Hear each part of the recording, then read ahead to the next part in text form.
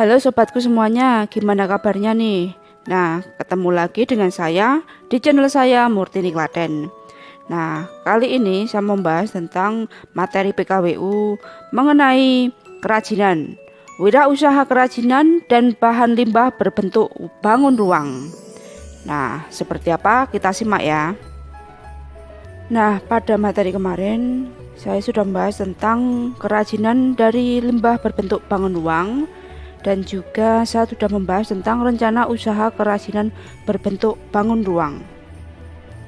Nah, sekarang saya membahas tentang C, sistem produksi usaha kerajinan bangun ruang. Kerajinan tidak hanya digunakan sebagai hiasan, tetapi dapat pula sebagai benda pakai. Kerajinan yang digunakan sebagai benda pakai mengutamakan fungsi, sedangkan unsur keindahan hanya sebagai pendukung. 1. Rencana produksi. Produksi tidak dapat dilakukan sembarangan, sehingga perlu dilakukan perencanaan matang terlebih dahulu. Perencanaan produk kerajinan harus memperhatikan unsur estetika dan ergonomis. Produk kerajinan umumnya diproduksi ulang dalam skala home industry sehingga dapat memperhatikan bahan baku yang digunakan serta teknik produksinya. 2. Contoh proses produksi.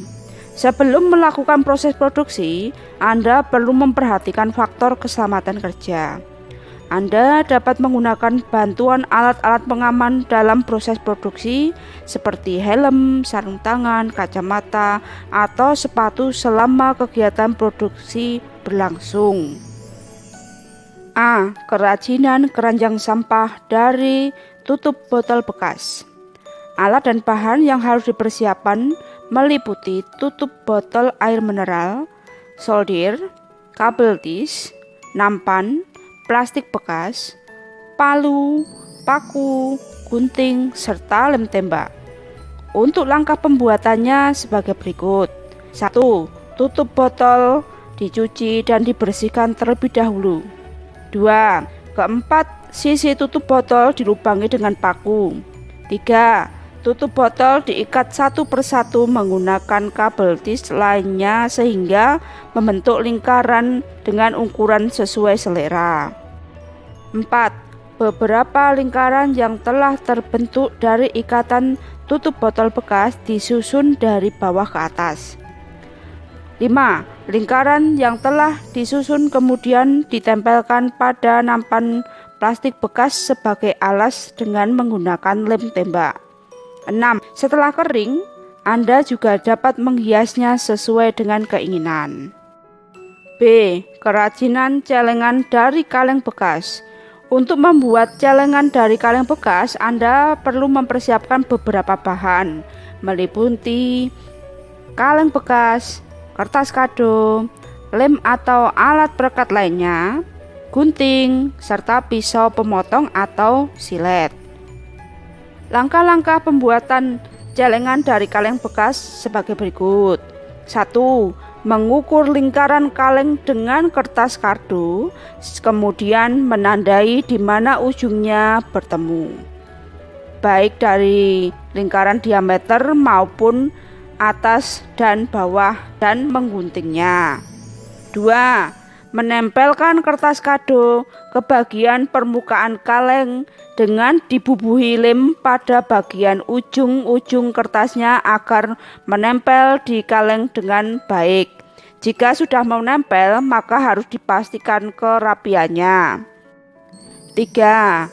Setelah bagian kaleng selesai dihias, langkah selanjutnya adalah menghias bagian tutupnya. Sebelum dihias, bagian atas tutup diberi lubang terlebih dahulu dengan silet sebagai tempat untuk memasukkan koin atau uang kertas. 4. Tutup kaleng diletakkan di atas kado dan dilingkari dengan pensil dan atau ballpoint, kemudian digunting. 5.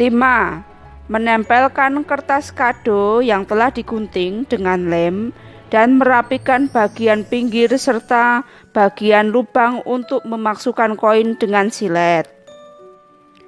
3. Pengemasan produk.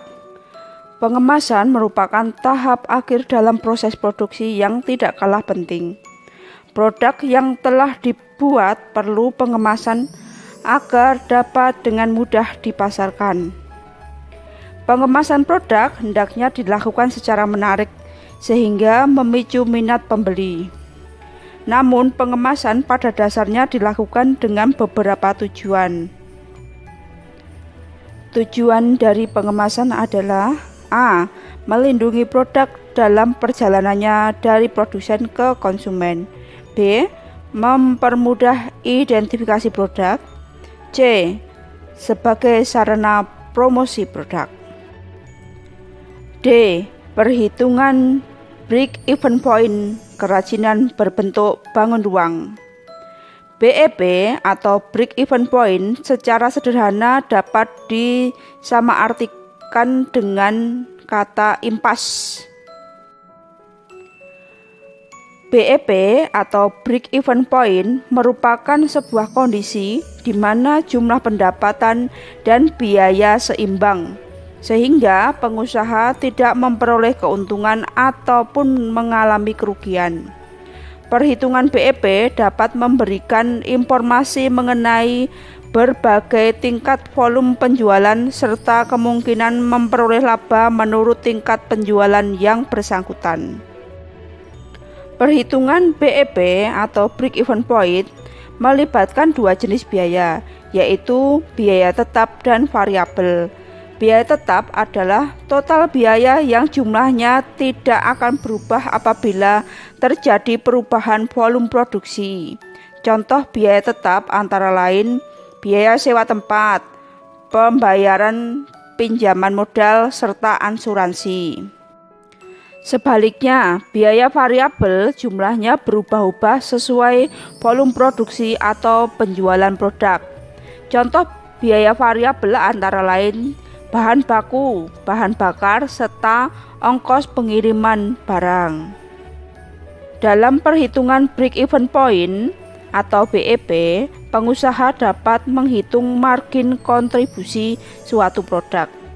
Margin kontribusi adalah sebuah konsep yang digunakan untuk menganalisis tingkat keuntungan suatu produk. Margin kontribusi dari sebuah produk dihitung menggunakan rumus harga produk dikurangi biaya variabel. Pemasaran produk kerajinan berbentuk bangun ruang. Menjual sebuah produk bukanlah perkara mudah. Perlu keuletan, ketekunan, kreativitas, dan semangat pantang menyerah. Penjualan produk kerajinan dapat dilakukan menggunakan strategi promosi tertentu agar mencapai target yang diinginkan. Bagaimana cara melakukan promosi yang baik? Apa sarana yang dibutuhkan? Pada materi semester 1, Anda telah dijelaskan tentang bauran promosi, yaitu kombinasi strategi yang paling baik dari variabel periklanan, personal selling, dan alat promosi yang lain yang kesemuanya direncanakan untuk mencapai tujuan program penjualan. Bauran promosi terdiri dari periklanan, advertising, promosi penjualan, sales promotion, publikasi atau publication, dan pemasaran langsung atau direct marketing. Jika Anda masih dalam tahap memulai usaha, maka strategi promosi yang tepat adalah pemasaran secara langsung. Promosi penjualan yang dilakukan secara langsung dengan tatap muka atau bertemu antara penjual dan pembeli ditujukan untuk mengenalkan produk tertentu kepada konsumen. Laporan kegiatan usaha kerajinan berbentuk bangun ruang. Laporan kegiatan usaha merupakan sarana yang digunakan untuk menganalisis keberhasilan sebuah usaha. Untuk itu, laporan kegiatan usaha harus komunikatif, jelas, dan mudah dipahami oleh semua pihak, serta logis dan sistematis.